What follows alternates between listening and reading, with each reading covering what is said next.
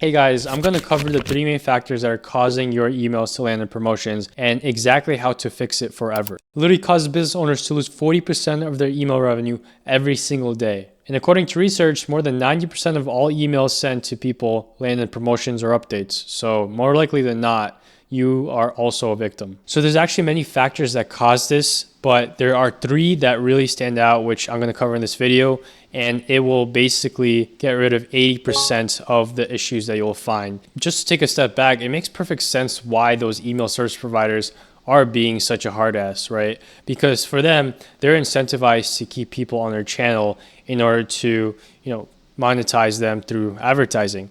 If they don't filter out the emails that are being sent to people, then everyone's just going to get a bunch of trash and they're not going to use email. It's simple as that. So the promotions tab is just a way of them to filter out and to push away emails that they think their customers will not like as much. If you really get on their naughty list, you're going to end up in the spam folder, which is not a great place to be because it is 10 times harder to get out of spam than it is out of promotions. So a quick way to find out if you're landing in promotions is to actually send yourself a test email from the service provider you're using to send emails out from.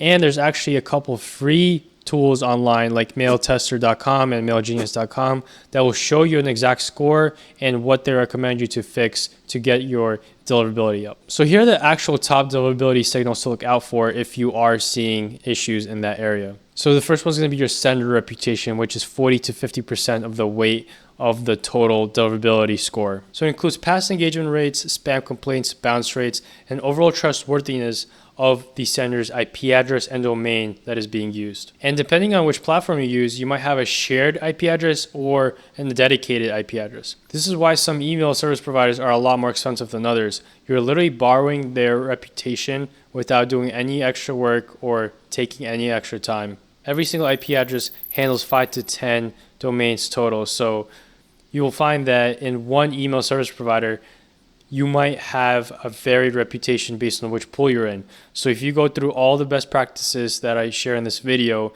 and you still are not landing in the inbox, then you will most likely want to go and request a different IP pool, and that will solve the issue. So if you're sending from a dedicated IP address, that means you're the only person sending emails from it, and you're going to have to build a reputation from the ground up. So what that looks like is, gradually increasing the amount of emails you send every single day and just building up your metrics, building up your engagements before, going and doing any crazy volume. So your actual domain reputation also plays a role in how your email sending address is being perceived. But if it's literally like a blank slate, like it's not getting any traffic, and maybe it's a new website, then it actually has a neutral stance in the weight of the deliverability.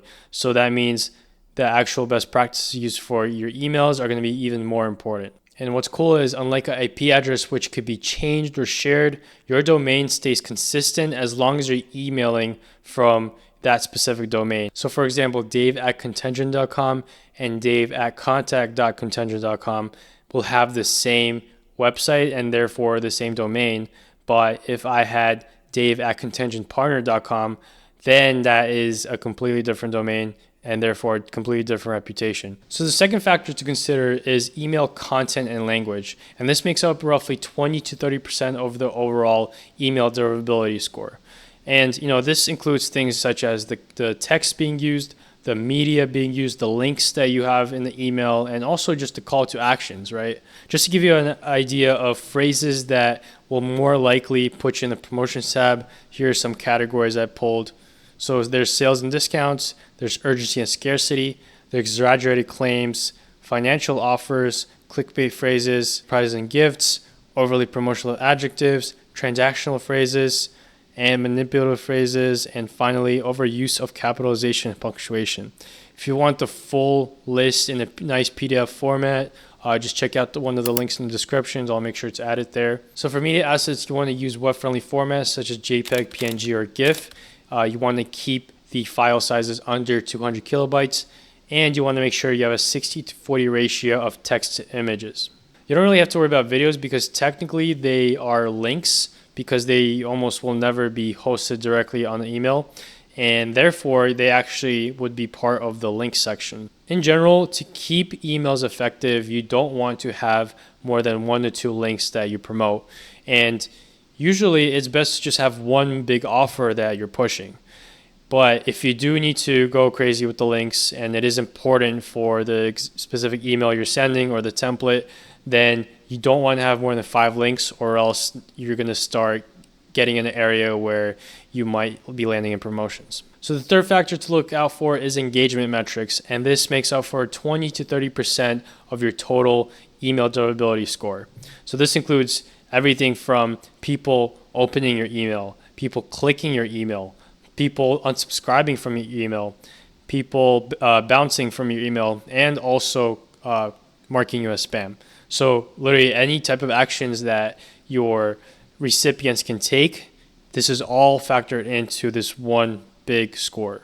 So the reason this factor exists is because the email service provider has a standard for what a healthy relationship looks like between a sender and a subscriber of an email list. So typically they're looking for at least 20% open rates, 2% click-through rates, less than 1% bounce rates, less than 0.5% unsubscribe rates, and less than 0.1% spam complaint rates. So if you find that the metrics in your campaigns are outliers in the wrong direction in any of those metrics, you are definitely losing some points in this factor. And those are actually just 3 of the 11 total factors that come into play when email service providers determine where to put your email.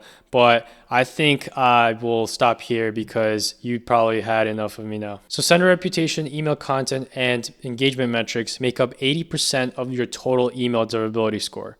So as long as you could take care of those, more likely than not, you will end up in the inbox. And guess what all 3 of these also have in common? They actually are related to copywriting and email segmentation. Putting the right message in front of the right audience in a consistent basis will help everything take care of itself. If you're an educated consultant or coach that provides some kind of educational value to your audience, there's one email that you can send within 48 hours that can net you at least $5,000 in revenue guaranteed. I call it the anti-offer, and you could find it by clicking the link in the description and getting the exact template and the exact reasoning behind why it works. It's free for now, and the less people that implement it, the more effective it will be, especially if your competitors are not taking advantage of this themselves. I highly recommend you check it out before it gets saturated. If you found this video helpful, please subscribe for more newsletter ninja tips on growing your email revenue. And that's it for now. I'll see you in the next video.